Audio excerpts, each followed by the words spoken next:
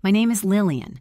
I'm 67 years old, and at my own son's birthday dinner, my daughter-in-law called over security and told them to get me away from the table like I was some kind of street rat.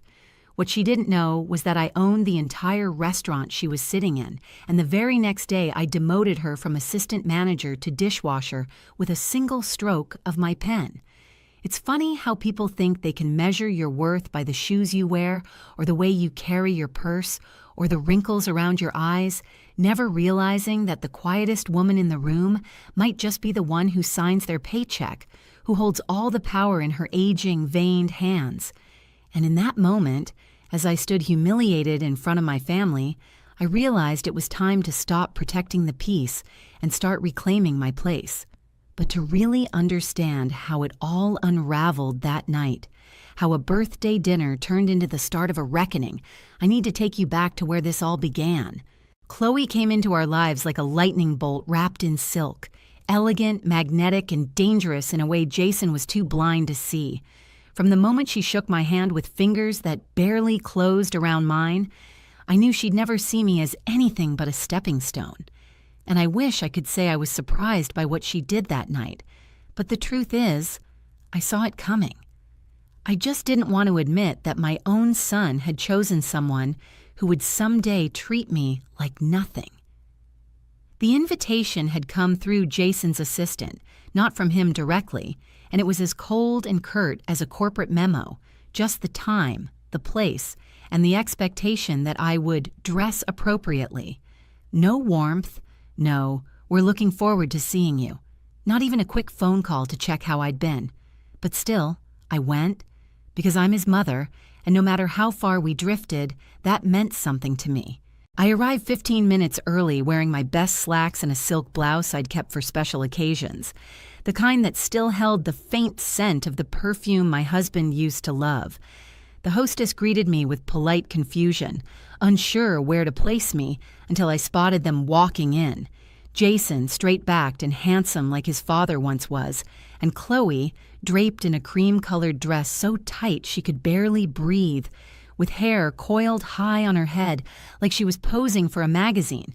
They didn't notice me right away, or maybe they pretended not to, and when the hostess led them to their table, I followed behind at a quiet distance, watching as they laughed and air-kissed the other guests. The table was already full, 8 chairs for 9 people, and I stood there, just a step away, waiting for someone to notice, for Jason to pull up an extra seat, or for Chloe to greet me with even the thinnest slice of civility. But Chloe barely looked up. She glanced at me like I was a stray who had wandered in from the cold, then turned to the waiter with a sneer in her voice and said, "Excuse me, there's someone hovering at our table. Can you please have security escort her out? She must be confused." It was said with such ease, such confidence, that I almost believed I really didn't belong there. The room went silent. The other diners looked up. Even the busboys paused mid-step. I felt my hands trembling, not from fear or even anger, but from something deeper, like the slow cracking of an old foundation under too much weight. My own son sat there, saying nothing, pretending to scroll through his phone while his wife publicly erased me. The waiter, Miguel, a quiet young man who'd worked there for almost 2 years, recognized me instantly. His eyes flicked to mine, wide with uncertainty, and I gave him the smallest nod. "Go on. Do it. Let her think she's won." I walked out without a word. I didn't give them the satisfaction of a reaction. What Chloe didn't know, and what none of them knew, is that every tablecloth in that restaurant had been chosen by me, every wall color approved by me, every employee hired and trained under my watch. I bought Prima Lucia 5 years ago when the previous owner went bankrupt, using money I'd saved for decades in silence. After my husband passed and I was left with nothing but grit and an old ledger full of dreams. And Chloe? Chloe worked for me. She strutted around like she ran the place, whispering instructions, criticizing servers, making decisions she had no authority to make. The manager was too weak to confront her, charmed by her polished looks and empty compliments. But I saw through her. I saw how she treated the staff, how she looked down on anyone who didn't meet her definition of wealth. That night, I went home and sat in the dark, letting the silence stretch around me like a protective blanket. I didn't cry, I didn't rage. I simply sat still and remembered every moment I had spent building myself back up. Every long night washing dishes to pay for one more investment. Every sacrifice I'd made to own something that no one could ever take from me again. And in the morning, I made a call. The next day, Chloe Hartman's name was removed from the assistant manager list. Her new position? Dishwashing staff, effective immediately. She wouldn't see it coming, but she would feel it, every single plate. The night after that dinner, while Chloe slept in satin sheets and dreamed of herself as queen of a kingdom she thought she owned, I sat at my kitchen table in an old flannel robe, drinking weak tea from a chipped mug and staring at the same 4 walls I'd been looking at since I lost my husband. The room was dim, the only light coming from the small lamp above the stove, casting long shadows across the peeling linoleum and the quiet hum of the refrigerator. I wasn't sad. Not exactly. It was something heavier than that, something that had been building for years, a kind of quiet ache from watching my son slip further away and realizing too late that I had protected him so much. He'd forgotten who had carried him through the worst years of his life. My husband James died 15 years ago, and with him went the small construction company we'd built together from the ground up. He was a good man with big dreams, but he was too trusting, and when the market collapsed, so did everything we owned. Within 6 months, the bank took our trucks, our contracts dried up, and the house we raised Jason in was gone. We moved into a small rental, then a smaller one, and eventually I was left with nothing but a suitcase, a few pieces of jewelry I refused to sell, and a heart full of memories I didn't know what to do with. Jason was already off at college then, full scholarship, too far away to see how bad things had gotten. I told him I was fine. I always told him I was fine. But I wasn't. I worked nights cleaning offices and spent my mornings behind the counter at a corner bakery, my back aching and my feet swollen by noon. I learned how to stretch $1 until it screamed, how to say no to new shoes, to birthdays, to heat in the winter. I told myself it was temporary, that something better would come, that hard work would be enough, even when I knew the world didn't care how much you gave if you didn't wear the right label on your collar. But I never gave up. I saved every tip, every leftover dollar. I kept a little notebook under my mattress where I tracked every cent like it was sacred. I didn't eat out. I didn't travel. I didn't even go to the movies. I just worked and waited. And then, one rainy afternoon, I walked past a little Italian restaurant called Prima Lucia. The windows were dark, the doors locked, and a handwritten sign in the glass said they were closing for good. Something about that place pulled at me. Maybe it was the memory of James taking me to a similar restaurant for our 10th anniversary, when we still believed we were unstoppable. Or maybe it was the fact that I could still smell garlic and rosemary on the breeze, as if the building itself wasn't ready to give up. I went home and opened that notebook, flipping through every page I had filled over the past decade, every sacrifice inked in careful lines. I was short, far short, but something in me refused to close the cover and walk away. So I went to the bank, and to another and another. I used every ounce of my quiet reputation as the dependable lady who never missed a payment, the woman who paid in cash and always smiled. It wasn't much, but it was just enough to convince a local credit union to take a chance on me. I signed the papers with hands that wouldn't stop shaking and walked out the owner of a restaurant I knew nothing about, except that it had heart, and that was something I understood. The first year was brutal. I slept in the back office more nights than I care to admit. I learned the difference between fresh basil and dried, how to fold napkins into swans, how to calm angry customers and fix a broken espresso machine with nothing but a paper clip and a prayer. I hired carefully. A young chef named Marcy who had fire in her bones and hands that moved like music. A dishwasher named Leonard who couldn't read but knew how to make the silverware shine like mirrors. A a single mother named Dana who worked 2 jobs and still managed to make everyone laugh during the lunch rush. Together, we made the place breathe again. And I never told a soul. Not even Jason. When he came home after college, newly employed at a sleek accounting firm and dressed in suits that cost more than my car, I smiled and told him I was helping out at a local diner. I didn't want him to feel responsible. I didn't want him to think I expected anything, and maybe a part of me was afraid he wouldn't care one way or the other. He visited less and less, called only on holidays, and when he finally brought Chloe into my life, it became painfully clear that the boy I raised had become a man who measured love in luxury. She was charming at first, polished, the kind of woman who always knew what fork to use and how to make people feel small without ever raising her voice. She complimented my sweater once and then asked if it was vintage, as if it were impossible that I could afford something decent in this lifetime. I laughed it off, but I saw the way she glanced at my shoes, the way her nose twitched every time I mentioned working. She saw me as old, worn out, irrelevant. And worst of all, Jason never corrected her. When Chloe started working at Prima Lucia, I kept my distance. She applied for a part-time hostess job after quitting some marketing role she said was beneath her. She didn't even know I owned the place. I operated through a manager, kept my name off the surface. She walked through those doors like she was doing everyone a favor.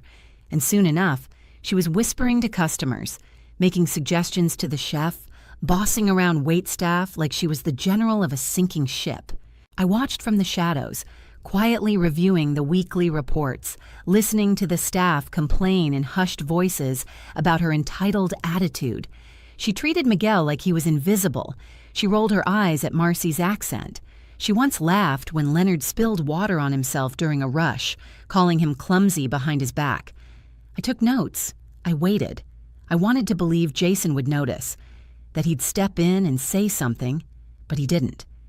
He was too busy climbing the corporate ladder, too dazzled by Chloe's polished image to see the rot underneath. And when they chose Prima Lucia for his birthday dinner, without realizing whose name was etched into the deed, I knew the moment had arrived. I didn't plan revenge that night. I planned truth, and sometimes that's worse than revenge. Because truth has a way of settling deep into the bones, and Chloe was about to feel every ounce of it. There's something almost poetic in watching someone build a life around illusion, layer by layer, like icing on a hollow cake, until one day it all begins to sink under its own weight. And that was exactly how Chloe carried herself in the weeks after that dinner, like she was untouchable, like the woman she had humiliated in front of friends. Family and staff no longer existed, like the mess she left behind could be swept away by her next manicure or expensive perfume. She never suspected that the eyes watching her most closely weren't those of the servers she scolded or the customers she tried to impress, but mine, quietly observing everything from a place she never thought to look. Every morning before the restaurant opened, I sat in my small office tucked behind the wine cellar, sipping coffee from a mismatched mug and reading through the nightly shift reports, payroll summaries, and customer feedback cards, many of which contained subtle mentions of Chloe's behavior, how she snapped at the waitstaff, made inappropriate jokes about busboys, or offered unsolicited menu critiques as if she were some culinary expert, rather than a woman who barely knew how to boil pasta without supervision. The manager, bless his heart, had grown too nervous to confront her, too afraid of rocking the boat or upsetting Jason, who would occasionally stop by for dinner and bring Chloe flowers wrapped in paper more expensive than the bottle of wine she always demanded. The staff, though respectful, had started to grumble beneath the surface. I could hear it in the pauses between words, in the forced laughter that followed her fake compliments, in the sideways glances they exchanged when she walked into the kitchen in heels that had no business near a stove. Marcy, who had given her soul to rebuilding the menu and training new hires, began requesting fewer shifts. Dana, always cheerful, had grown quieter. Even Leonard, who rarely spoke to anyone, had started taking his lunch outside just to avoid being mocked when he spilled coffee on his apron or tripped over the mop bucket. I watched it all unfold like a slow, silent unraveling, the way you watch a loose thread on a sweater, knowing it's only a matter of time before everything comes apart. Chloe didn't just treat people poorly. She treated the restaurant like her personal stage, strutting through the dining room during peak hours, interrupting servers mid-sentence to correct them in front of customers, offering unsolicited fashion advice to hostesses who were half her age, and constantly reminding anyone who would listen that she had an eye for quality and real leadership potential. The irony of it was almost amusing if it weren't so destructive, because while she basked in the admiration of guests who didn't know any better, she completely failed to understand that the true strength of a place like Prima Lucia didn't lie in appearances. It lived in the heart of the people who showed up early, stayed late, scrubbed the kitchen tiles until their knees ached, and treated every table like a homecoming dinner. Still, I said nothing. I held my tongue even when I wanted to scream. I kept the manager in place even when I could have fired him for letting her run wild. I did it because I needed her to show the world who she truly was, to let her wear that mask until it cracked under the pressure of her own arrogance. And once the cracks began to show, I knew it wouldn't take much to pull everything down. It was only a matter of time before she crossed one line too many. That line came on a Tuesday, quiet and overcast, when Miguel came into the office with a face pale as parchment and trembling hands, holding a note Chloe had written accusing him of stealing tips and demanding he be fired immediately. I knew Miguel. He'd been with us for nearly 3 years, always early, never once missed a shift, sending part of his paycheck back to his grandmother in El Paso every single month. I didn't even need to investigate. I knew the accusation was fabricated, designed to make space for one of Chloe's cousins who'd been sniffing around the front desk for weeks like a cat waiting to pounce on a mousehole. I calmed Miguel, told him to take the afternoon off, and once he left, I stared at that folded slip of paper for what felt like hours, my hand resting gently over it as if absorbing its venom. It was no longer about disrespect. It was about cruelty.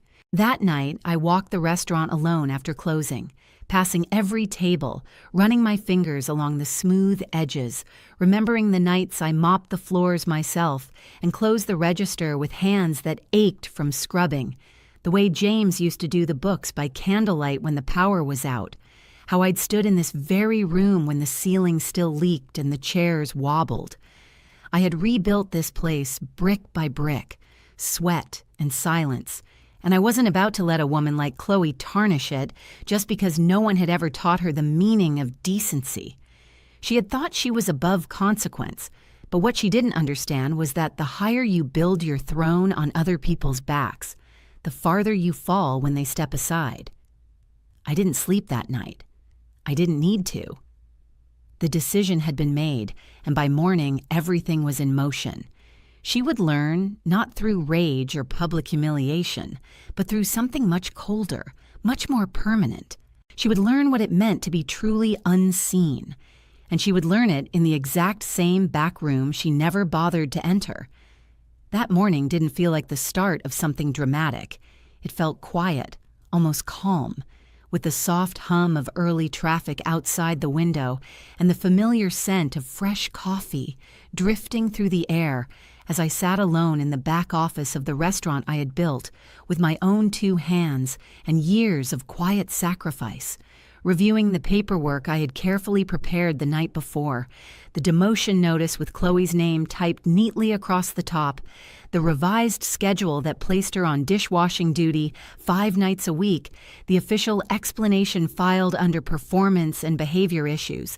Nothing cruel or harsh, just facts, truth on paper. Finally catching up with the woman who had pushed too far for too long. I took a long sip from my coffee and stared at that envelope, knowing she'd find it sitting on the manager's desk by the end of the day. And for a moment, I thought maybe I wouldn't even need to be there when she saw it. Maybe it could all happen cleanly, without confrontation, without drama. But deep down, I knew someone like Chloe wouldn't let anything end quietly. Not when pride was involved, not when she believed the world owed her a crown. I stayed in the office longer than planned, double-checking vendor invoices, organizing files, letting time pass slowly, until I heard voices outside the door, sharp, fast, urgent. Chloe's voice rising in volume as she stormed through the hallway, her tone high and angry, blaming someone for misplacing a reservation card, accusing the front staff of incompetence, throwing words around like confetti soaked in vinegar, and I could hear her heels clicking faster as she moved closer, then closer still, and in that moment I knew I wouldn't have the luxury of staying hidden after all. The office door flew open so hard it shook the frame, and there she was, standing in the doorway with her perfectly styled hair already frizzing at the edges from the summer humidity, her eyes wide and red with frustration, her hand gripping a printed copy of the new schedule, demanding answers, ready to fight. She hadn't seen me at first. She came in mid-rant, focused only on her own outrage. But the second her eyes landed on mine, her whole body shifted. Her voice froze in her throat, and for a brief second, I saw something unfamiliar flicker in her expression. Not anger, not defiance, but fear, real and raw, the kind that sneaks in when you realize the person you thought was powerless has been the one holding the reins all along. I didn't speak. I didn't move. I just sat there, calm and steady, letting the silence stretch long enough for her to feel it. I could see her breathing change, the way her shoulders tensed, the way her hand holding the paper trembled just slightly, and for a moment I thought she might explode, say something reckless, throw the folder across the room, unleash the storm I knew had been building behind her eyes. But then, something unexpected happened. From the front of the restaurant we heard a loud crash. One of the busboys had dropped a full tray of glasses, the sound sharp and sudden, like an alarm bell breaking the air, and Chloe jumped, actually startled, like someone snapped her out of a trance. And just like that, the moment passed. She blinked, took a step back, looked down at the paper in her hands, then turned and walked out without another word, her heels clicking faster now, no longer in control, no longer carrying power, but moving with the nervous pace of someone who doesn't know where they stand anymore. I sat there still as stone, listening to her retreat, and for the first time in years, I felt something close to relief. Not because I had put her in her place, but because I had done it without raising my voice, without letting her drag me down into the mud she liked to live in, because she had been ready to break something, but I had refused to break with her.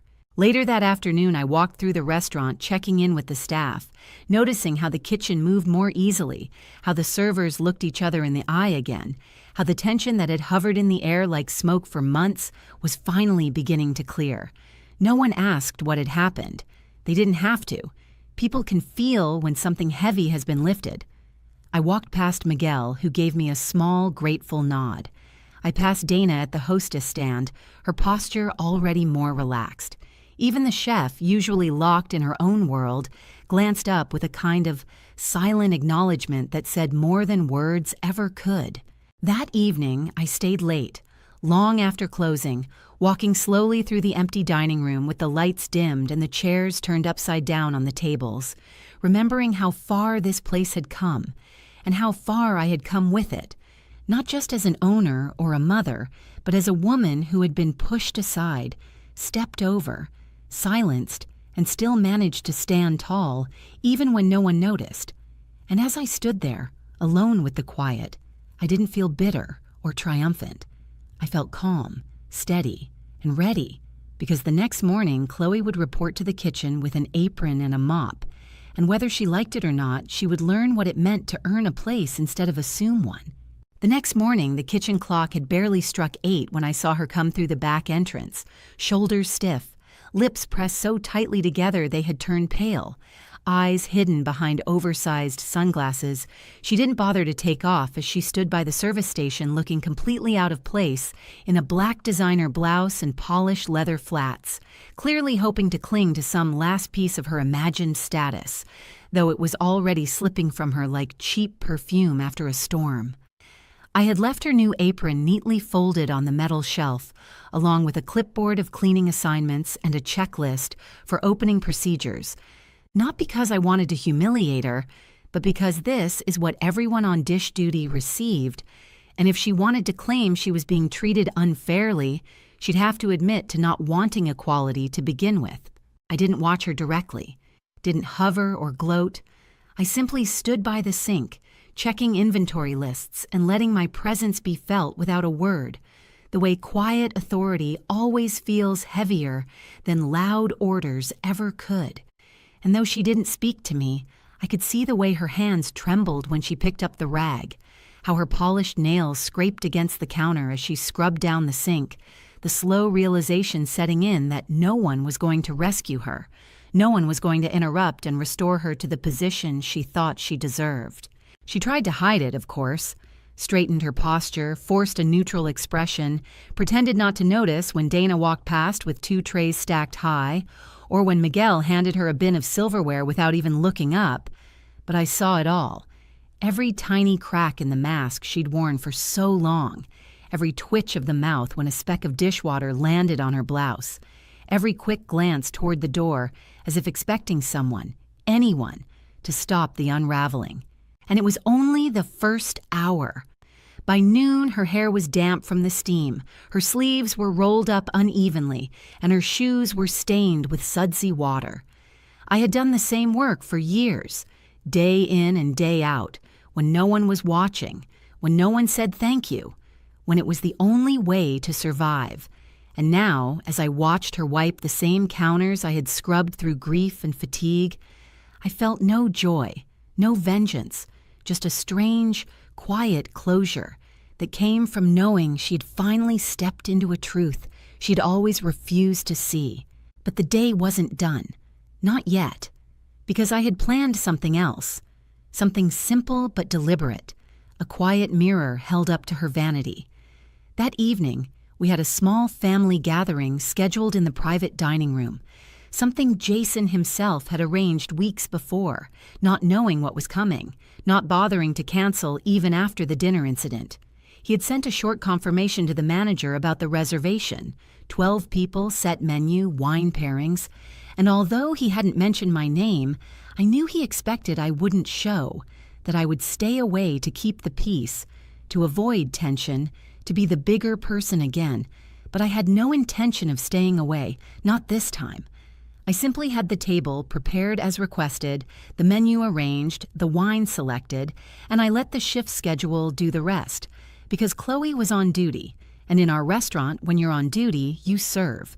It was almost surreal watching her bring out the breadbasket to the same group of people who had sat around that birthday table and watched her cast me out without a second thought. Watching her try to keep her chin high as she poured wine into glasses and nodded along to conversations where no one quite knew what to say to her now, not even Jason, who seemed more preoccupied with his phone than the growing discomfort in the room. She didn't look at me directly, but I saw how her hands gripped the tray a little too tight, how her movements were mechanical, rehearsed, desperate to hold on to some version of dignity that was already long gone. The staff didn't laugh, didn't smirk, didn't whisper. They simply did their jobs.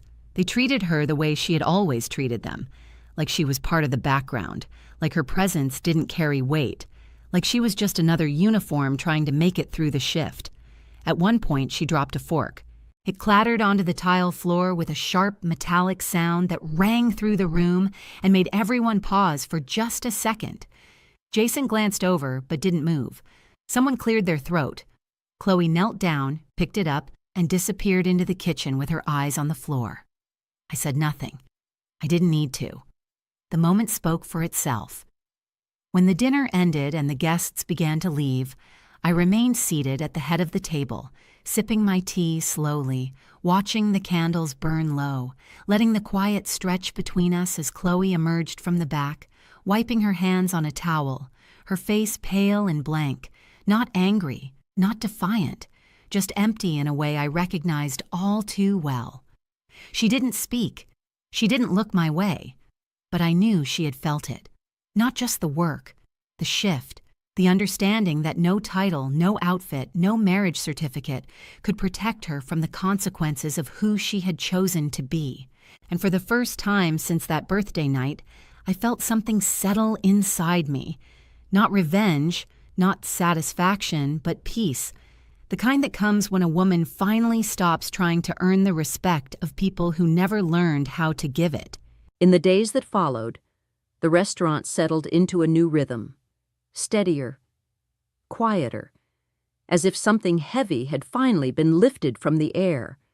And though Chloe showed up for her shifts with forced smiles and tight posture, it was clear the light behind her eyes had dimmed, not from the work itself, but from the sudden absence of control, of status, of the illusion that she was untouchable.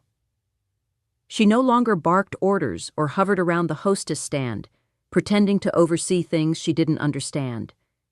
Instead, she arrived, worked, and left, barely exchanging words with anyone unless necessary, and I could see it every time she looked in the mirror of the prep station window, how she struggled to recognize the reflection staring back, because that version of her didn't wear diamonds or command attention. She just washed dishes, wiped counters, and carried the quiet weight of someone finally made small enough to feel the space around her. Jason, however, remained distant, and it hurt more than I let on. The way he avoided my calls, the way he canceled lunch the one time I asked to meet, the way his silence rang louder than any argument could have. And though I had always told myself I'd never force him to choose, I began to see that the choice had already been made long ago, not with words, but with absence, with every time he had stood by while Chloe undermined me, with every event I was excluded from, with every birthday card that never came. I told myself I could live with that. I told myself I didn't need his approval. But part of me still clung to the hope that, maybe one day, he would see what she had become, what I had endured, and remember who had raised him, who had kept the lights on through winters and never let him go to bed hungry, even when I had nothing left for myself. That hope shattered the morning he walked into the restaurant unannounced, dressed sharply in a tailored suit, his face as unreadable as ever, standing in the doorway of my office like a stranger. And I knew before he even opened his mouth that he hadn't come to apologize. He placed a set of legal documents on my desk, clean, official, cold, and said he had power of attorney through a clause I had forgotten about from years ago. Something we'd signed together when I had minor surgery, when he was still in college and I trusted him with everything. And just like that, he told me he was selling the restaurant. I wouldn't be managing anything anymore. I would be given a payout. My name would no longer be on the paperwork. Chloe, he said, would help transition the staff. They were moving out of state, investing in something bigger. It was done. And there was nothing I could do. For a moment, the room disappeared. I couldn't hear the hum of the fridge. I couldn't feel my hands. I just stared at the papers, then at the man who had once been my baby, and wondered how it was possible to give someone everything and still end up the one erased. He didn't wait for my reaction. He turned and walked out without a second glance. And just like that, the thing I had rebuilt from ashes was gone. Not to strangers, but to the very people who had tried to strip me of dignity at my own dinner table. But life has a way of turning on the quiet wheels no one sees, and when everything feels like it's fallen apart, that's often when something unexpected slips through the cracks. That evening, as I sat on the porch in silence, the restaurant phone rang through to my cell, a call I nearly ignored, but something made me answer. It was Miguel, his voice shaking but steady enough to tell me that something was wrong. He had seen the documents Chloe brought in, papers with forged timestamps, discrepancies in the signatures, and files she'd been printing off-site for weeks. He had noticed money missing from the petty cash. At first, he thought it was a system glitch, but now he was sure. Chloe had been quietly funneling money through shell invoices long before the demotion, and Jason had no idea. I told him to send everything to my lawyer, and I stayed on the line as he walked me through each detail, one stolen amount after another, one false vendor after the next. Within 48 hours, my attorney filed for an injunction. We froze the sale. I reactivated my original ownership rights using emergency clauses tied to fraud protection. I submitted evidence to the state board and notified tax compliance authorities. Chloe was removed immediately pending investigation. And Jason finally picked up the phone, but not to argue. He asked how long I'd known. I said long enough, and then I hung up. He came by once more, days later, not with arrogance, but with lowered eyes, telling me he didn't know, that he hadn't seen it, that he had trusted her. I listened, but I said nothing. Not out of anger, but because I had learned that some wounds don't need stitching. They just need distance and silence to heal on their own. He left without expecting forgiveness. And maybe one day I'll give it, but not yet. Now the restaurant is mine again, fully, legally, quietly. The staff knows the truth, though no one talks about it. The kitchen runs smoother. The energy is different. I sit at the same desk every morning with my coffee, watching the light hit the windows just right. And I know now that dignity isn't something others give you. It's what you claim when you stop asking to be seen. And to anyone listening to this, I'll ask you something simple. Have you ever been treated like you were nothing by someone who didn't know you were everything? If you have, tell me. What did you do next?